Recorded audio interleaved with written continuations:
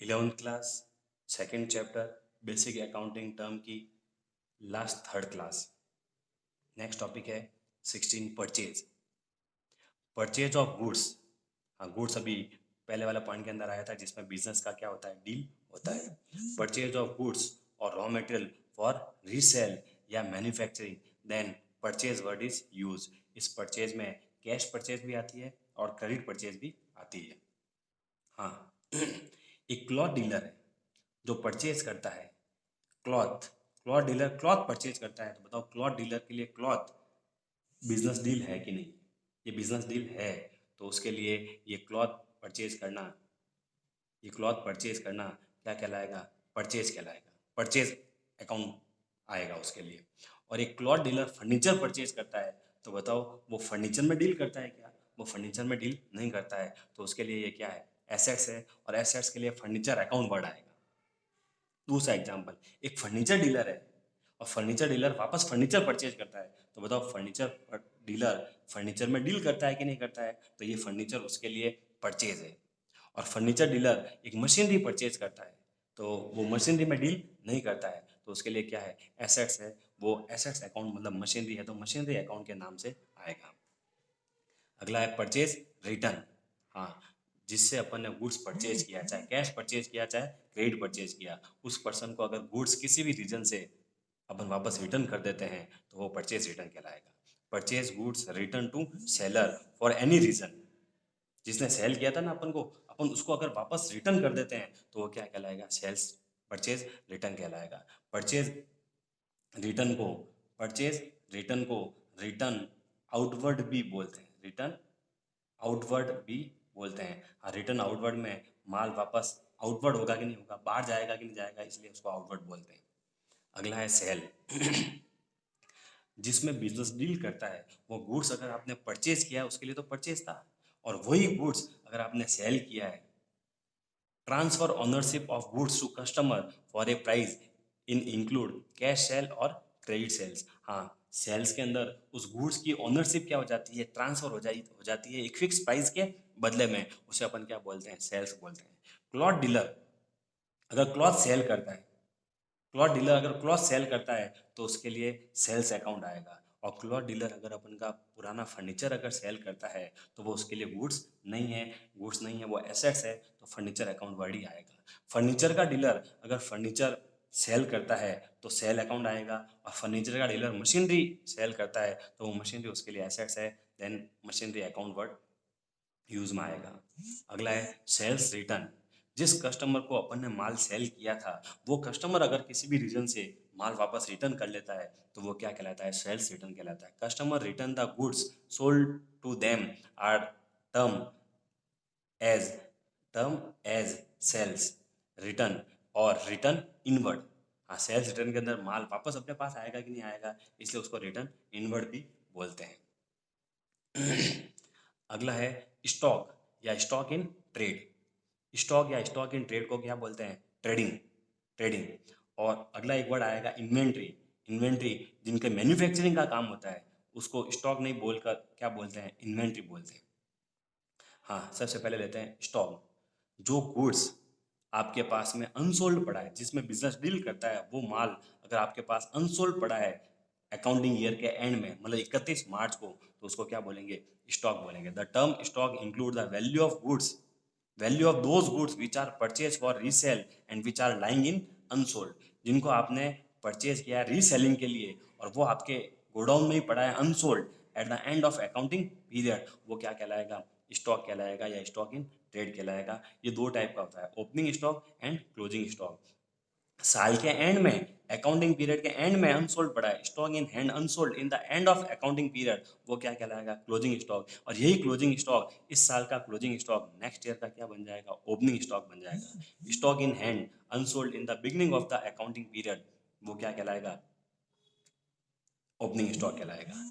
Inventory manufacturing concern के लिए आता है, जो मैन्युफैक्चरिंग करता है उसके लिए इन्वेंट्री कहलाता है। इन्वेंट्री भी दो टाइप की है, ओपनिंग इन्वेंट्री और क्लोजिंग इन्वेंट्री। लेकिन इन्वेंट्री वाइड वर्ड है, बड़ा वर्ड है। इन्वेंट्री के अंदर रॉ मटेरियल की भी इन्वेंट्री है, वर्क इन प्रोग्रेस की भी इन्वेंट्री है जिसको WIP वर्क इन प्रोग्रेस बोलते हैं। फिनिश गुड्स जो कंप्लीट हो गया है वो भी माल पड़ा है तो उसको क्या बोलेंगे?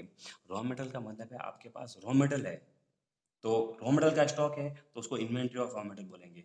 सेमी मैन्युफैक्चरिंग गुड्स है, कुछ तैयार हुआ है कुछ होना बाकी है, उसको वर्क इन प्रोग्रेस की इन्वेंट्री बोलेंगे। और कुछ माल आपके पास में फिनिश गुड्स पड़ा है वो इन्वेंट्री ऑफ क्या कहलाएगा? फिनिश गुड्स कहलाएगा। और inventory of stock purchase for resale, resale करने के लिए आपने स्टॉक परचेज किया ये वाला, तो ये भी इस इन्वेंट्री के अंदर आ जाता है। मतलब इन्वेंट्री वाइड वर्ड है, इन्वेंट्री के अंदर स्टॉक भी आ जाता है जबकि इन्वेंट्री के अंदर उसके अलावा रॉ मटेरियल का स्टॉक, वर्क इन प्रोग्रेस का स्टॉक, फिनिश गुड्स का स्टॉक वो भी आ जाता है।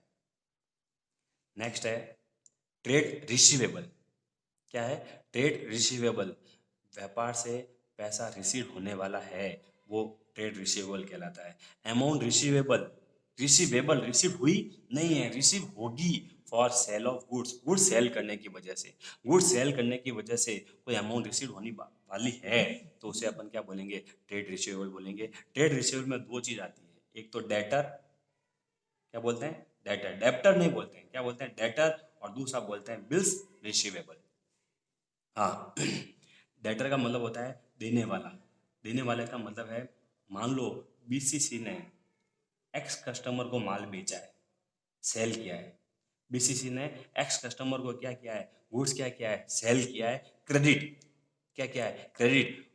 मान लो मार्च वाले महीने में ये गुड्स सेल किया है, कब सेल किया है? मार्च वाले में, और 2 महीने की क्रेडिट दी है, तो बताओ इसका पैसा कब आएगा? 1 मार्च को सेल की है, मार्च पूरा छोड़ दो, अप्रैल पूरा छोड़ दो, मतलब 30 अप्रैल को आपको पैसा मिलने वाला है। बीच में आपका 31/3 आएगा, मतलब बुक क्लोज की डेट आएगी, तो बुक क्लोज तक ये अपन को पैसा नहीं देगा क्योंकि 30 अप्रैल को देगा, अभी ड्यू हुआ नहीं है। तो बताओ ये एक्स पैसा देने वाला है कि नहीं है? अभी दिया नहीं है, देने वाला है, तो ये BCC के लिए क्या कहलाएगा? डेटर कहलाएगा। ये पर्सन है या एंटिटी है, व्यापार को मतलब बिजनेस को, BCC को उससे पैसा लेना है। Credit sales of goods and amount not received. हाँ, BCC ने एक्स को क्रेडिट सेल्स किया है और अमाउंट अभी रिसीव नहीं हुआ है, तब वो क्या कहलाएगा? डेटर। डेटर का मतलब देने वाला है, ये बिजनेस की एसेट्स होती है। दूसरा क्या है? Bills receivable. बिल्स रिसीवेबल में क्या होता है? डेटर को ही बिल्स रिसीवेबल में कन्वर्ट कर दिया जाता है। बताओ 1 मार्च को BCC ने सेल किया, पैसा कब आएगा? 30 अप्रैल को आएगा। BCC चाहे तो एक बिल लिखेगा, राइट करेगा, और इस बिल को किसके पास भेजेगा? एक्स के पास भेजेगा, और एक्स उस पर अपनी फर्म की सील लगा देगा, अपने सिग्नेचर करके इसको वापस देगा। तो बताओ इसको वो बिल रिसीव होगा कि नहीं होगा? फिर वो बिल्स रिसीव होगा तो डेटर नाम हट जाएगा, अब डेटर की जगह क्या आ जाएगा? बिल्स रिसीवेबल आ जाएगा। क्या यूज है उस बिल्स का, उसको आगे डिस्कस करेंगे, बट वो अब डेटर नहीं होकर क्या हो जाएगा? बिल्स रिसीवेबल हो जाएगा। बिल्स ऑफ एक्सचेंज पूरा चैप्टर आगे, एक्सेप्ट बाय द डेटर, ये डेटर एक्स है कि नहीं, ये देने वाला है कि नहीं है, इसने एक्सेप्ट किया, सील लगाई, सिग्नेचर किया, ये इसने एक्सेप्ट किया है, the amount of which will be receive on specific date, उसके अंदर डेट लिखी होगी 30 अप्रैल को ये व्यक्ति पैसा देगा, तो वो बिल्स रिसीवेबल है। क्या है उस बिल्स का यूज, ये आगे चैप्टर आएगा तब डिस्कस करेंगे। नेक्स्ट है ट्रेड पेबल। जैसे डेटर, ट्रेड रिसीवेबल के अंदर डेटर और BR दोनों आया था, वैसे ही ट्रेड पेबल के अंदर भी दो है, एक तो है क्रेडिटर और एक है बिल्स पेबल। आपने किसी से गुड्स परचेज किया है, क्रेडिट गुड्स परचेज किया है, तो उसको अमाउंट का पेमेंट करना होगा कि नहीं होगा? Amount payable, amount payable for purchase of goods, amount payable for purchase of goods. आपने परचेज किया है क्रेडिट और उसका पे करना बाकी है बिल, देन क्या कहलाएगा? पेबल कहलाएगा। पेबल में दो आता है, क्रेडिटर और बिल्स पेबल। मान लो BCC ने एक जेड पर्सन से गुड्स परचेज किया है, क्या किया है? गुड्स क्या किया है? परचेज किया है, तो बताओ BCC उसको पे करेगी कि नहीं करेगी? BCC देने वाली है कि नहीं है? नहीं, ये जेड BCC से पैसे लेने वाला है कि नहीं है? तो ये क्रेडिटर क्या कहलाएगा? लेने वाला। BCC के अंदर जेड आएगा वो क्रेडिटर होगा। क्रेडिटर आर पीपुल और एंटिटी, हाँ एक पर्सन भी हो सकता है, एंटिटी मतलब एक फर्म या बिजनेसमैन भी हो सकता है, from whom goods have been purchased on credit and payment is yet to be made against them। Goods credit purchase किया है और payment yet to be made मतलब अभी देना बाकी है, देन वो क्या कहलाएगा, क्रेडिटर कहलाएगा। अब ये क्रेडिटर कैंसिल होकर कब बिल्स पेबल बनेगा, वही एग्जांपल है। इस बार बिल कौन लिखेगा, इस बार बिल जेड लिखेगा, जिस जो पैसे मांगता है ना वो बिल लिखता है और बिल लिखकर ये इसके पास भेजेगा, ये अपनी सील लगाएगा, सिग्नेचर करेगा और इसको वापस देगा। तो इसके लिए तो बन जाएगा बिल्स रिसीवेबल। इसके अंदर डेटर था और इसके अंदर क्या था, क्रेडिटर था। और वो बिल एक्सेप्ट करने के बाद ये डेटर कैंसिल होकर क्या बनेगा, बीआर, और इसका क्रेडिटर कैंसिल होकर क्या बनेगा, बिल्स पेबल। बताओ इसने एक्सेप्ट किया है कि नहीं किया है। तो इसकी मीनिंग है bills of exchange accept by the enterprises and person, ये एक्सेप्ट करेगा। The amount of which will be payable on specific date, payable मतलब ये फिक्स डेट को पे करेगा। हाँ, बिल्स पेबल और आगे आगे डिस्कस करेंगे। नेक्स्ट है डिस्काउंट या allowances given by the seller to buyer. Seller जो है वो बायर को ये डिस्काउंट या अलाउंसेस अलाउड करता है। दो टाइप का है, ट्रेड डिस्काउंट और कैश डिस्काउंट। मान लो बीसीसी ने एक व्यक्ति को गुड्स सेल करने के लिए, एक्स को गुड्स सेल करने के लिए रेट बताई 100 रुपये की। कितने रुपए की रेट बताई, 100 रुपये की। इस एक्स ने कहा मैं तो बहुत बड़ी क्वांटिटी में माल परचेज करने वाला हूँ, बहुत बड़ी क्वांटिटी में माल परचेज करने वाला हूँ। तो बीसीसी ने उसको बताया कि तुझे 5% ट्रेड डिस्काउंट दे देंगे। मतलब कितने रुपए, 95। मतलब ट्रेड डिस्काउंट कब दिया जाता है, जब वो सर्टेन क्वांटिटी या वैल्यू का माल परचेज करता है, ज़्यादा माल परचेज करता है तब दिया जाता है। तो बताओ बीसीसी की सेल 100 रुपये है या 95 है, 95 ही होगी। इस 5 रुपये को ट्रेड डिस्काउंट बोलते हैं, जिसे अपन बुक्स में रिकॉर्ड नहीं करते, not recorded. Sales are recorded net value मतलब 95 पे ही ये रिकॉर्ड होगा, सेल्स माइनस ट्रेड डिस्काउंट करके रिकॉर्ड होगा। और परचेजर भी, मतलब ये एक्स परचेज करने वाला है ना, ये भी 95 पे ही रिकॉर्ड करेगा। और उसके बाद कैश डिस्काउंट का मतलब है अगर एक्स इसको हाथों हाथ पेमेंट कर दे बीसीसी को, तो फिर ये बीसीसी उसको कैश डिस्काउंट भी दे सकती है। मान लो 5 रुपए का और कैश डिस्काउंट दे रही है, कितने रुपए का, 90 रुपीज़ का। तो कैश डिस्काउंट टाइमली या प्रॉम्प्टली पेमेंट करने के लिए, जल्दी पेमेंट करने के लिए दिया जाता है। हाँ, इस 5 की रिकॉर्डिंग तो दोनों बुक्स में होगी। इसके लिए सेल्स थी 95 रुपीज़ की, इसके लिए परचेज थी 95 रुपीज़ की। ये एंट्री सेल्स की 95 से करेगा, ये परचेज की एंट्री 95 से करेगा। लेकिन ये पेमेंट कितना कर रहा है, 90 रुपए का पेमेंट कर रहा है। 5 रुपए का क्या मिल रहा है, कैश डिस्काउंट। तो कैश डिस्काउंट एक्स के लिए तो है इनकम, मतलब फायदा। क्या है, इनकम है या गेन है, क्या है, गेन है। और इसके लिए बीसीसी के लिए क्या है, एक्सपेंसेस है, क्योंकि 95 की जगह कितने रुपए मिल रहा है, 90 रुपीज़ ही मिल रहा है, तो वो 5 रुपए का इसके लिए एक्सपेंसेस होगा। हाँ, यहाँ पे लिखा हुआ है सेलर के लिए, मतलब बीसीसी के लिए तो डिस्काउंट अलाउड है, मतलब एक्सपेंसेस है, जबकि परचेजर के लिए, एक्स के लिए क्या है, डिस्काउंट रिसीव है।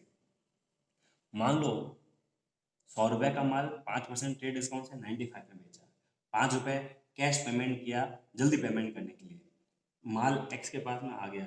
लेकिन बाद में पता चला कि इसमें से कुछ माल पुअर क्वांटिटी का है, क्या है, पुअर क्वांटिटी का है। तो पुअर क्वांटिटी का माल ये एक्स क्यों रखेगा, या तो ये एक्स जो है वो बीसीसी को वापस क्या करेगा, रिटर्न करेगा, या इसकी प्राइस क्या कराएगा, कम कराएगा। तो 90 रुपये में से कुछ माल की प्राइस और कम करवा दी जाती है, तो उसको बोलेंगे अपन रिबेट।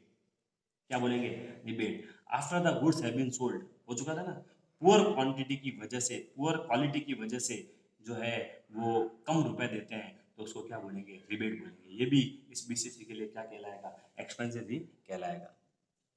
अगला है बैड डेब्ट्स। क्या है, बैड डेब्ट। बिजनेस के अंदर अपन गुड सेल करते हैं और पैसा अगर रिसीव नहीं होता है, it is amount that has become become irrecoverable from debtor. Customer से अगर रुपए इरिकवरेबल होते हैं, मतलब रुपए रिसीव नहीं होते हैं, तो वो क्या कहलाता है, बैड डेब्ट कहलाता है। और it is a business loss, ये बिजनेस का क्या होता है, लॉस होता है। नेक्स्ट है इंसॉल्वेंट, ए पर्सन और an enterprise which is not in a position to pay debt. कोई व्यक्ति अगर अपनी लाइबिलिटीज का पेमेंट करने में असमर्थ है, तो वो क्या कहलाएगा, इंसॉल्वेंट कहलाएगा। और सॉल्वेंट मतलब जो अपनी लाइबिलिटीज का पेमेंट करने के लिए तैयार है, तो मतलब पैसा है उसके पास, तो वो क्या कहलाएगा, सॉल्वेंट कहलाएगा। नेक्स्ट है voucher. A voucher is a document on the basis of which transaction are first recorded in the books. मतलब जनरल के अंदर रिकॉर्ड करने के लिए अपन को कुछ डॉक्यूमेंट चाहिए, उन डॉक्यूमेंट को क्या बोलते हैं, वाउचर बोलते हैं। Voucher is an evidence of business transaction. आप जो बिजनेस ट्रांजेक्शन कर रहे हो उसका जो एविडेंस है वो क्या कहलाता है, वाउचर कहलाता है। जैसे आपने गुड्स परचेज किया किसी व्यक्ति से, तो बताओ वो आपको बिल देगा कि नहीं देगा, आपके पास वो बिल आएगा, आप उस बिल के अकॉर्डिंग ही तो सबसे पहले रिकॉर्डिंग करोगे। तो वो जो बिल है वो क्या है, वाउचर है। बहुत सारे वाउचर है, कैश मेमो कैश परचेज के लिए होता है, इनवॉइस और बिल्स क्रेडिट परचेज के लिए होता है, रिसिप्ट पेमेंट के लिए होता है। वो अपन 7 नंबर एक चैप्टर है ओरिजिन ऑफ ट्रांजेक्शन, वहाँ पर एक सिंगल पेज का चैप्टर है, वहाँ पे डिस्कस करेंगे। टर्नओवर का मतलब total sales made during the particular period, मतलब 12 महीने के पीरियड में आपने जो सेल की है उसकी टोटल को अपन क्या बोलते हैं, टर्नओवर बोलते हैं। नेक्स्ट है, इन 4 पॉइंट को आगे अपन डिस्कस करेंगे, इंपॉर्टेंट पॉइंट है इसलिए। Revenue from operation, revenue from operation sales होती है। रेवेन्यू फ्रॉम ऑपरेशन क्या है, sales minus sales return equal to revenue from operation है। It is the revenue earn by the enterprises from its operating activity. Live stock का मतलब होता है domestic animal such as cattle horses are known as live stock. Business के अंदर कभी कभी घोड़े वगैरह भी होते हैं, तो वो बिजनेस की एसेट्स है, लाइव स्टॉक बोलते हैं। अकाउंटिंग ईयर 12 महीने का पीरियड होता है, लेकिन ये 12 मंथ का पीरियड जो है वो 1/1 से 31/12 होता है। अकाउंटिंग ईयर 31/12 तक होता है, जबकि फाइनेंशियल ईयर भी 12 मंथ का होता है, वो हमेशा 1 अप्रैल से 31 मार्च का होता है। जीएसटी क्या है, GST all indirect tax like excise duty, sales tax, VAT, service tax, etc. have been merged into a single tax known as GST। पहले ये सब अलग अलग टैक्स चलते थे, अब ये सब अलग अलग टैक्स हटकर इसकी जगह पर एक ही नाम आ गया है, कौन सा, जीएसटी। ये इनडायरेक्ट टैक्स है, और जीएसटी पेड करेंगे परचेज के समय, और जीएसटी आपको रिसीव होगा किस समय, सेल्स के समय। और जीएसटी को आगे अपन डिस्कस करेंगे। जय जिनेंद्र।